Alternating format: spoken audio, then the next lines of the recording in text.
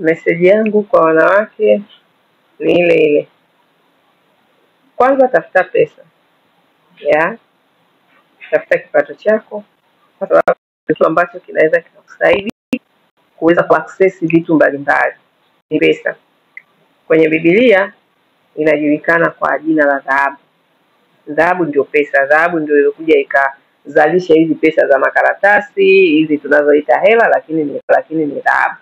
Na Mungu alimpa mwanadamu dhahabu.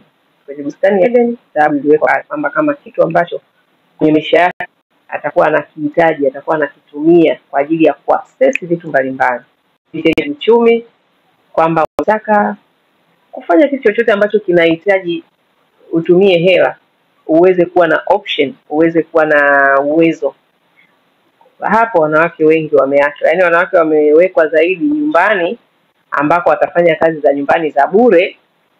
Sio za nyumbani kama hizi tunazofanya kibiashara, kwamba unaenda nyumbani kwa mtu unamfanyia kazi zake za nyumbani, anakulipa kwa sababu ndio unatafuta mtaji wa kuanzia maisha. Yaani sio hivyo. Wanawake wameaminishwa, yaani yuko radhi aende akaanze kumpikia bwana, kumfulia, kumfanyia shughuli zake zote. Wakati huo mwanaume yeye anaendelea na maisha. Wakati huo mwanaume anaendelea kufanikiwa, mwanaume anaendelea kutoboa. Wakati nyumbani kuna mtu ambaye amestaki pale, yeye ni kumsaidia mwanaume kufanikiwa kwenye maisha. Sasa huo ndio utumwa. Yaani hizo ndio fikra za kitumwa. Mwanamke kwenda kukaa nyumbani, unampikia mtu, unamfulia mtu, unamwandalia, unahakikisha kila kitu chake kiko sawa. Wakati yeye anahakikisha anajijenga kiuchumi, anahakikisha anafanikiwa, anahakikisha anakuwa, anastawi, wewe uko pale kumsaidia yeye kustawi. Kwa nini usistawi pamoja? Kwa nini na wewe usistawi? Kwa sababu neno la Mungu linatuelekeza kabisa kwamba Mungu alipomuumba mwanadamu kwenye kitabu cha Mwanzo sura ya 1:26, aliposema na tumfanye mtu kwa sura na mfano wetu, waende wakatawale dunia. Mungu akamuumba kwa mfano wake, kwa mfano wa Mungu akamuumba mwanamke na mwanaume. Kwa hiyo wote tukaumbwa mwanamke, that's one. Kwa hiyo baraka ziko kwa mwanamke na ziko kwa mwanaume. Cha kwanza kabisa akawabariki, then akawaagiza, zaeni mkaongezeke, mkaijaze nchi na kuitiisha na kutawala.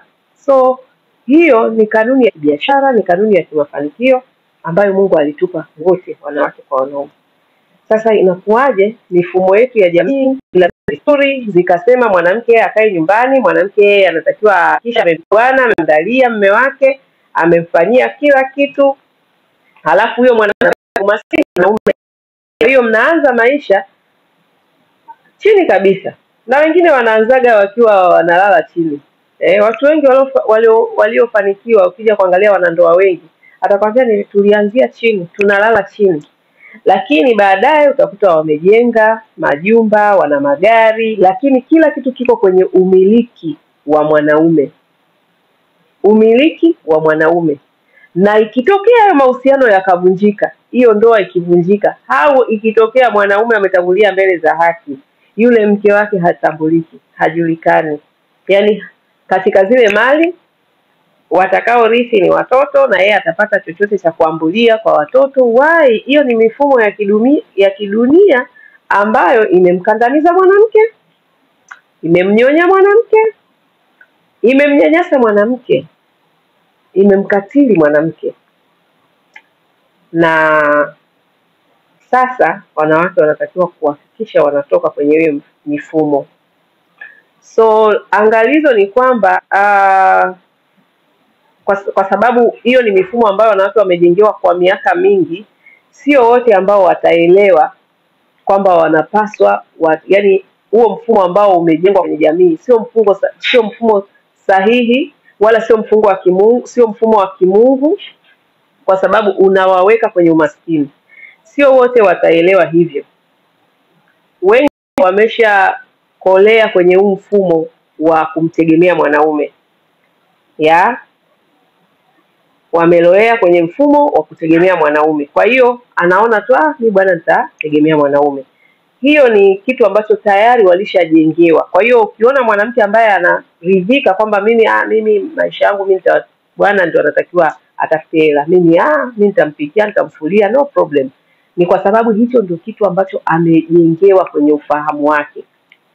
Kwa anachokiamini ni kile alichokuwa amekiona kwa wazazi, amekiona kwa majirani, amekiona kwenye jamii. Kwa hiyo kitu kingine kwake anaona kama hapana, yani haelewi. Hao wanawake wapo, na hii inafanana kabisa na wana wa Israeli ambao walikuwa utumwani Misri kwa miaka mingi, lakini Musa alivyotumwa kwenda kuwakomboa, na Mungu akatumia miujiza mingi kabisa ambayo ilionyesha huyu ni Mungu aliye hai ambaye anafanya, yani huyu ni Mungu ndio anafanya hii miujiza. Licha ya yote walioyashuhudia na kutoka kule utumwani, lakini bado fikra zao ziliendelea kubaki Misri, kwa sababu kitu kidogo tu kilikuwa kikitokea wanakumbuka Misri. Kwa nini kutuacha kule utumwani? Kwa nini hamkutuacha kule utumwani? Tuma message. Kama unapiga simu zetu za ofisi hazipokelewi, tuma message, yetu iko busy sana. Kwa hiyo message utapigiwa. Tafadhali tuma message. Hiyo watu wakajikuta kwamba yani fikra zao, licha ya kwamba Mungu alijitahidi kuwatoa kule utumwani, lakini kifikra hawakutoka, bado waliendelea kupakumbuka. Kwa hiyo kuna wanawake ambao wataendelea kubaki kwenye mfumo dume na wanaona ni mfumo sahihi kwao, which is sawa kabisa, wao waendelee tu kubaki kwa sababu that is not new. Hicho kitu kimefanywa na wana wa Israeli mpaka wakafia huko jangwani, hawakufika kwenye nchi ya ahadi ambayo Mungu aliwaahidi, kwa sababu walikataa kuingiza fikra mpya. Yani zile ahadi za nchi ya ahadi yenye asali na maziwa hawakutaka kuingiza kwenye vichwa vyao. Umeona? Yani wao walitaka tu kubaki kule kwamba lazima wewe mwanamke ndio utumikie mwanaume, wewe utaki kutafuta kipato, wewe ni wakuwa tu hivyo. Wengine wanapigwa hata watoki huko, wengine wanachitiwa, wanafanywa ushenzi wa kila namna, wanabaki huko kwenye hizo ndoa. Why? Kwa sababu fikra zao zimebaki utumwani. Wako kwenye utumwa wa mfumo dume, utumwa wa mila na tamaduni. Lakini kuna wale ambao wataingiza maarifa mapya, watataka kufika kwenye nchi ya ahadi, watataka kufika kwenye nchi ya asali na maziwa. Hao ndio naongea nao. Hao ndio kwamba Mungu ameweka uwezo mkubwa sana ndani ya mwanamke, na mwanamke akiamua kujipambania anaweza, alafu anaishi maisha yake vile anavyopenda. Oh my goodness. Hakuna raha kama hiyo. Hakuna raha kama hiyo. Anaishi maisha yake, atajiwekea kucha zake nzuri, ataweka nywele yake nzuri, atapaka makeup yake nzuri, hata kazi mengine ambayo ameshaona mimi now nimeshafanya hizi kazi ya kutosha, sasa hivi na kazi nyingine ambazo nafanya, na lisije vijitu huko lianze kuniambia mimi mke wangu lazima nifanyie hii. Oh please. Kwa hiyo kuna wanawake na kuna wanaume ambao they are ready kwenda kwenye nchi ya ahadi, wako tayari kwenda kwenye nchi ya maziwa, hawana tena mafikra ya mfumo dume.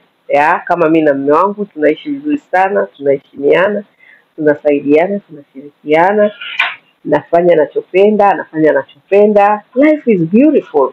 Maisha ni mazuri sana. Ila tu kama uko kwenye hizo fikra za mfumo dume, haya mambo utayaelewa. Kila kitu utakuwa unaona ni mashokoro mageni. So hizo ndio harakati zangu, kwamba mwanamke, tafuta kipato chako. Wakati unatafuta, ndugu yangu, kama wadada wa kazi wanavyokujaga hapa kwenye mradi wetu wa Dada Center, naambia kaka kutulia. Sasa hivi huwezi kuweka picha kama za jifikiria. Sasa hivi huwezi kuanza kuvaa vinguo vyako vile kama napiaga, vikaptura vyangu vinini, yani hivyo. Huwezi. Why? Kwa sababu wakati unakuta kwanza uko limited. Yani kuna hela yako yenyewe unayotafuta ni ndogo, alafu unatafuta hela kwenye serikali ya watu, yani huko ndani ya familia ya mtu, kwenye mji wa mtu, ofisini kwa mtu, yani pale wewe ni ofisini kwako. Sasa huwezi kwenda tu kujikalia unavyojisikia. Huwezi. Lazima uvae kwa heshima. Kuna mavazi fulani ya kukaa kwenye ofisi za watu, hata wewe mwenyewe unavyoonekana kweli unaonekana huyu dada amekuja kufanya kazi, na sio amekuja kutegea kuna vitu vingine anavitafuta, right? Lakini pia chapa kazi. Chapa kazi.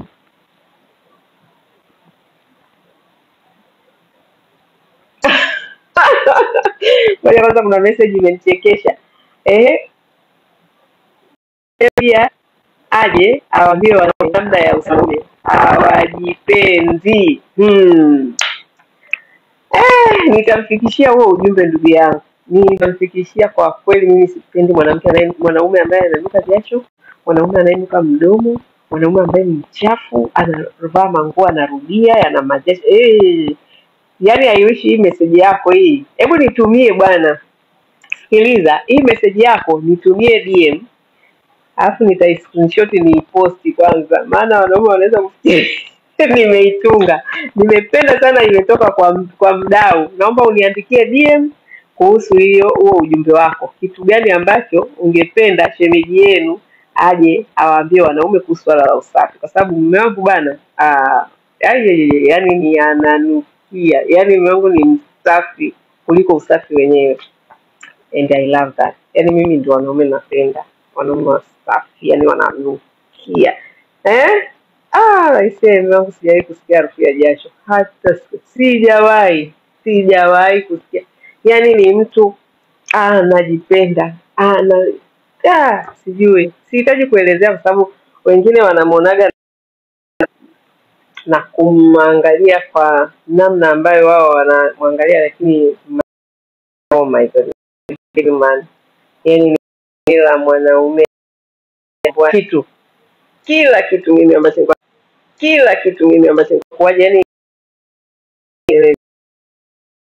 naonaga masaluni siku hizi kidogo anafanya scrub kidogo, ila bado yaani kwapa majasho, yaani unapishana na mtu yaani anuki. Yaani why? Maperfume yamejaa, maspray, madeodorant, maperfume yamejaa na mtu ana hela. Why unashindwa kwenda kutafuta ukapaka ukanukia, like seriously? Halafu mnakuta eti una mke. Sasa mke wako akwambii kweli kwamba yaani what's wrong? Hamwezi, yaani nyinyi ni wanandoa gani hamwezi kuongea vitu kama hivyo vya hygiene? Lazima mwenzako aweze kukwambia kitu kiko sawa. Anyway, Coco umeleta mada nzito. Nafikiri itasaidia sana. So thank you. Yeah. So back to point ya msingi ambayo nilikuwa nasema, hata hiyo ya msingi, ila ile nilikuwa nasema kwamba mwanamke tafuta pesa. Bibi toka kwenye enzi za utumwa, tafuta pesa yako, na wakati unatafuta hela yako wanasemaga, sasa wao dada yako unawafundisha nini, umeweka makucha marefu si nini? Jamani, sasa hivi mimi am a superwoman. Mimi now I'm not a dada anymore. Kitu gani ambacho hamuelewi? Yaani kwa sababu nawafundisha dada wa kazi ambao wanaenda kufanya kazi za ndani, na wao watafute mitaji, wakatengeneze maisha yao, na wao waweze kuwa ma superwoman, waishi maisha yao na yatana. Yaani kwa hiyo na mimi nijiweke kama dada wa kazi, yaani nijiweke hivyo. No, nakuja ndio wanaenda kutafuta hela. Mimi nilishatafuta kupitia njia hiyo na nilishapata kiasi nilichopata, na now I can afford lifestyle fulani kama hiyo. Najipenda, naweka picha zangu, naweka kanywele kangu pale, umeona, nafanya makeup yangu pale kama unavyoona, you know. So now I'm a superwoman. Kisha wadada ni kwamba tafuta hela yako. Okay? Ukishapata hela yako, choose unataka kuishije. Yaani mtu asichagulie maisha unayotaka kuishi. Maisha unayoyapenda, usikubali mtu akuchagulie tofauti. Na usiogope kwamba utakosa marafiki, utakosa mume, utakosa kwa sababu ya lifestyle yako. Alimradi hiyo lifestyle yako sio lifestyle ambayo labda iko kinyume na uchafu tu, uchafu tu. Yesu alisemaje kuhusu tamaduni yenu hayo?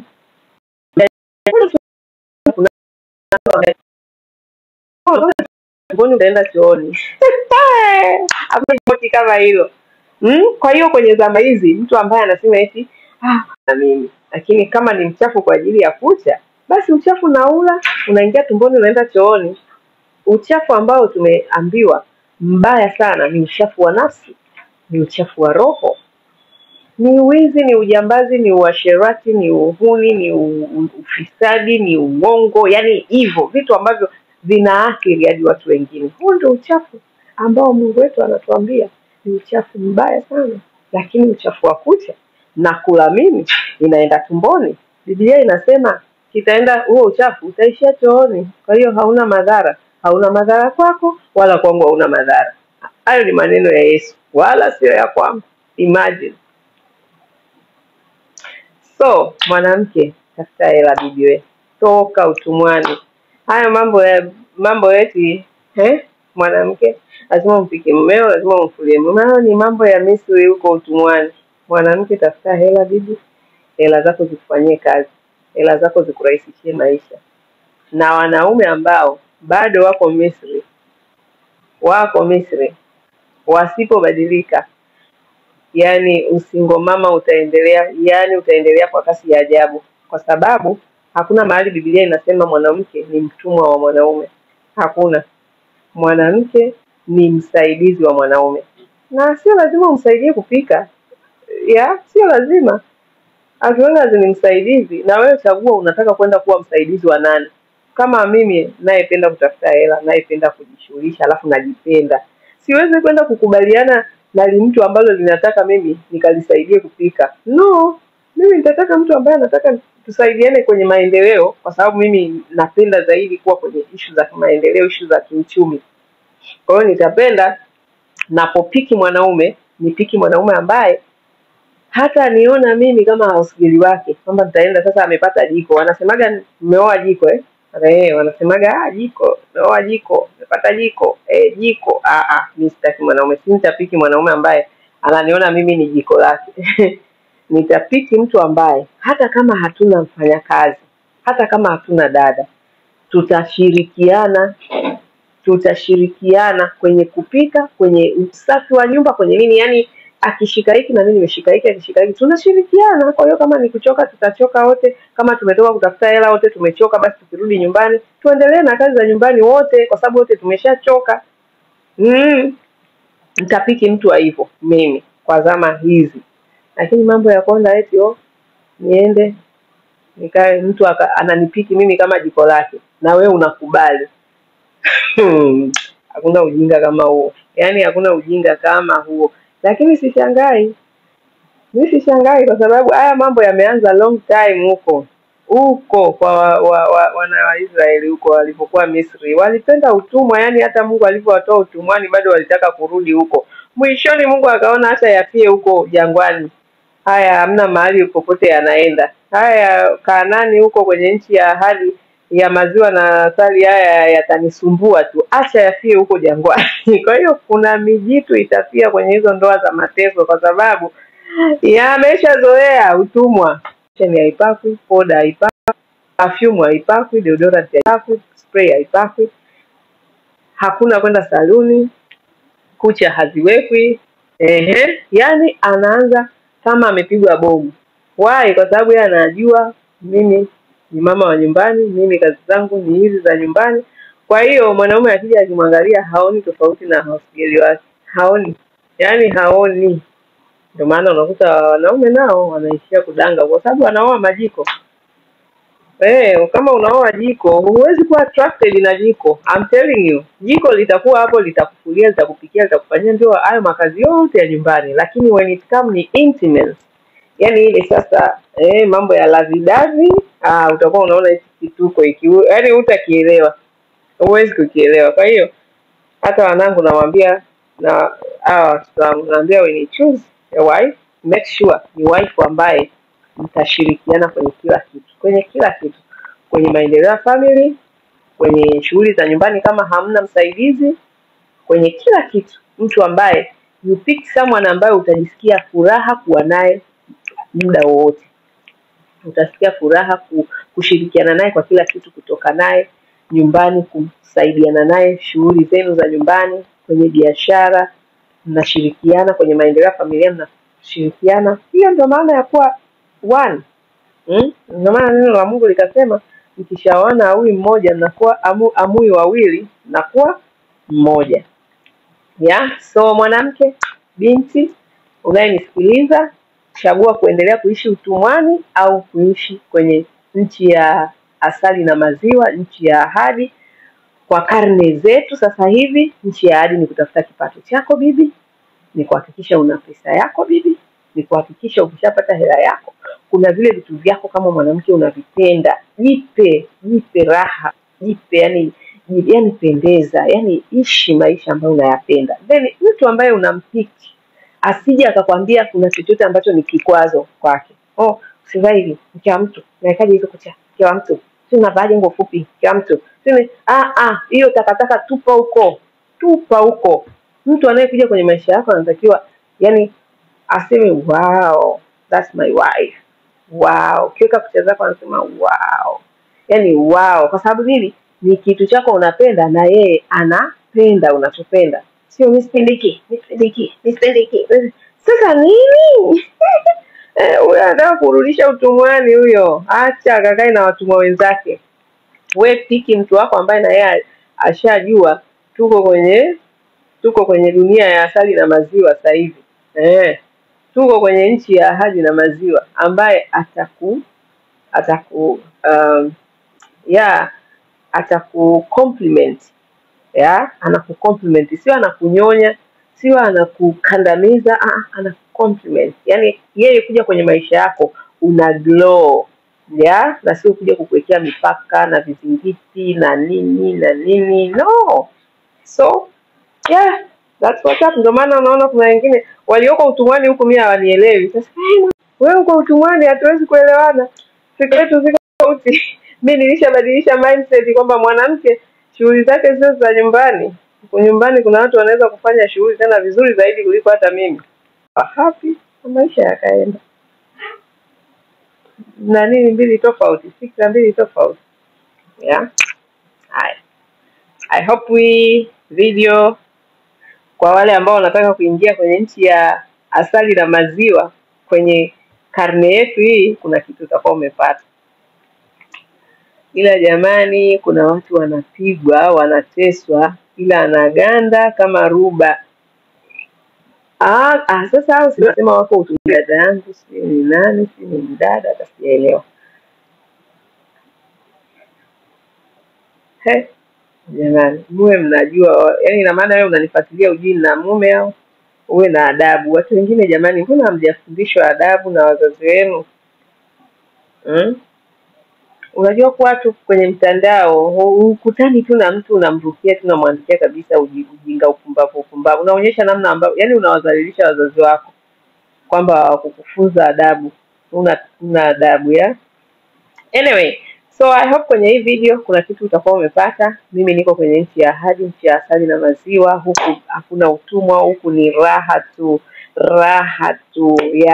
na maisha ndio haya. Ukitaka kubaki utumwani unabaki, ukitaka kuingia kwenye nchi ya ahadi na maziwa unaingia hapa.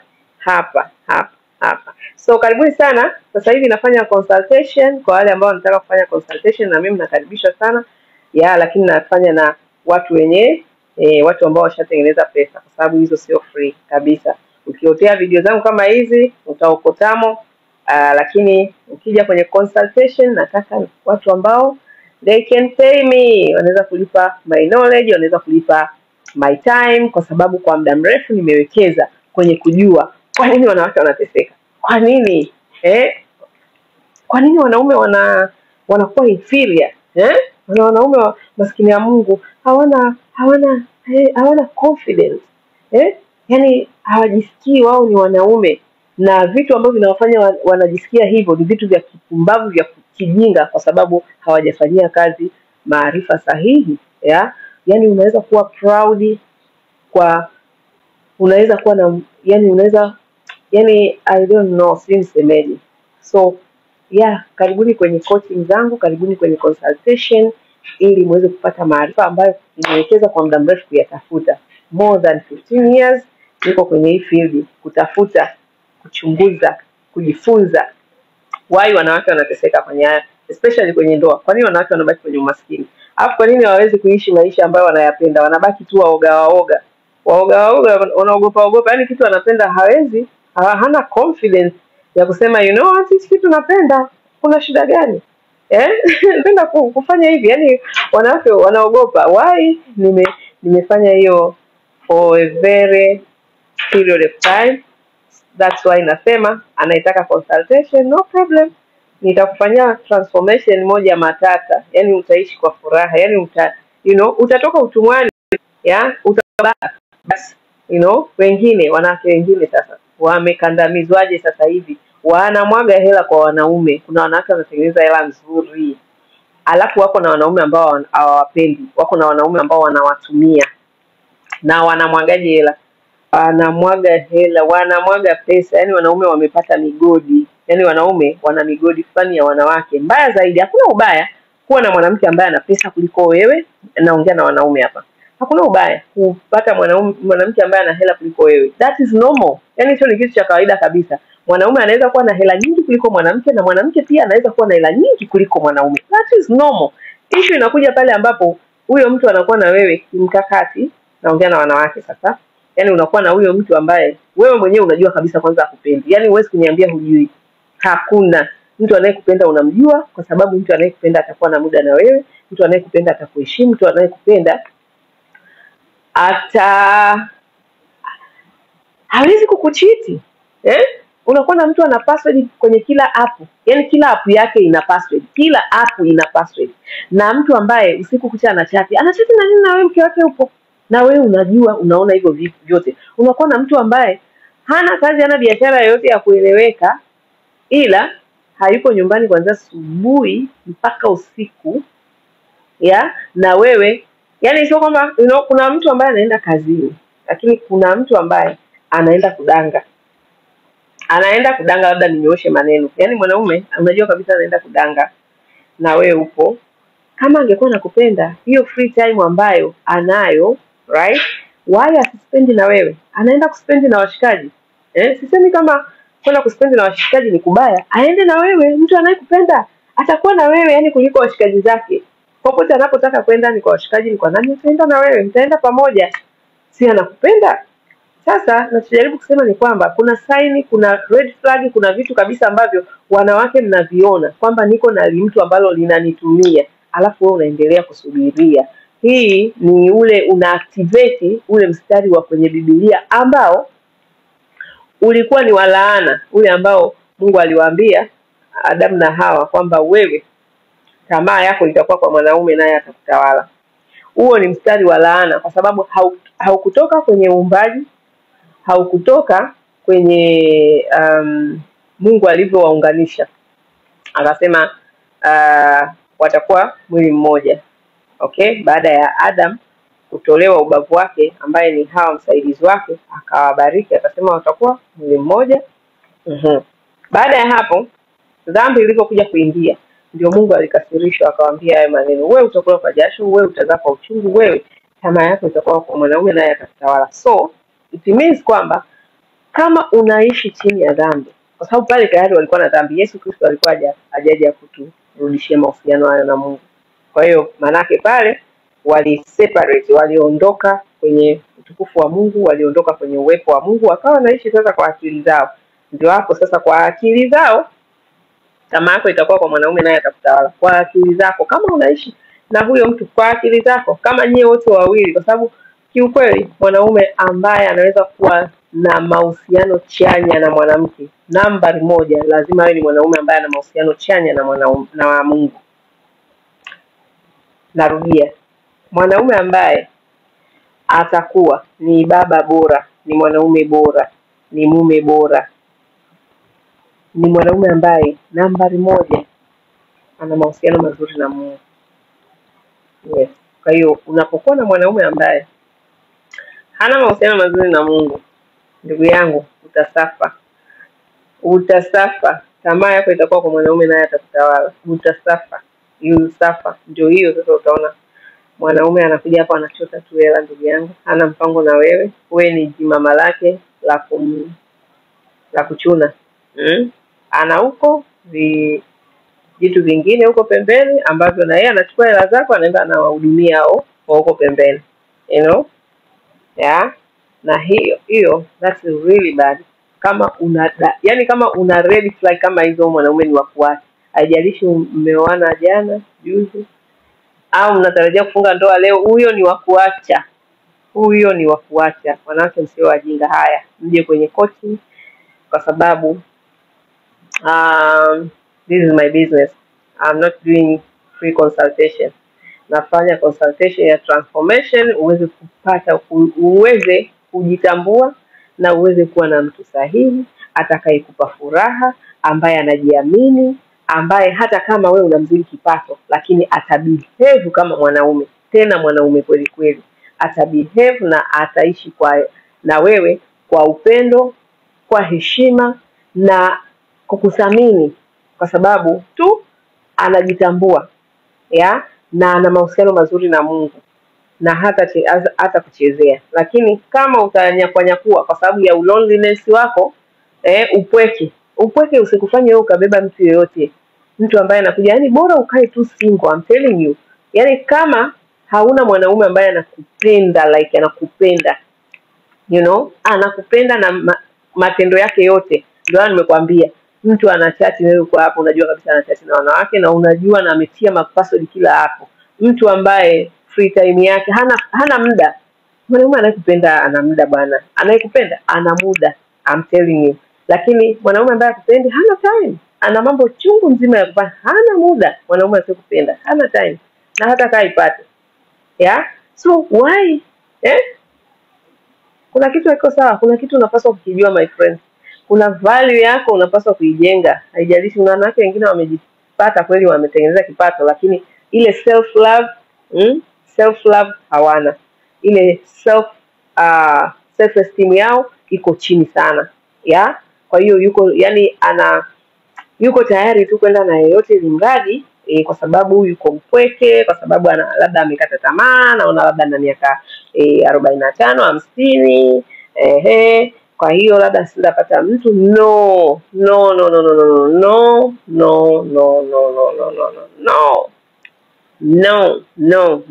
Kwa hiyo mje kwenye consultation, sawa?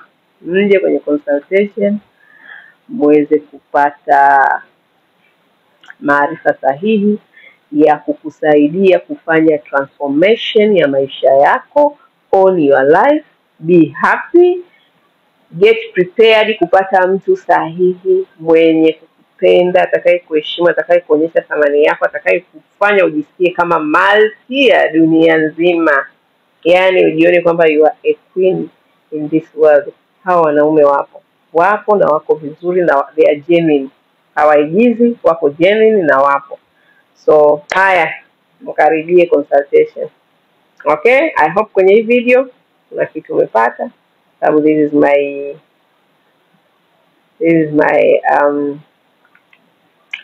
yani mimi ni Musa fulani wa karne hizi. Kwa hiyo najua Mungu ameweka nini ndani yangu kwa ajili ya kuwatoa Misri. Ila kuna wengine tu mtaishia jangwani, haki ya Mungu.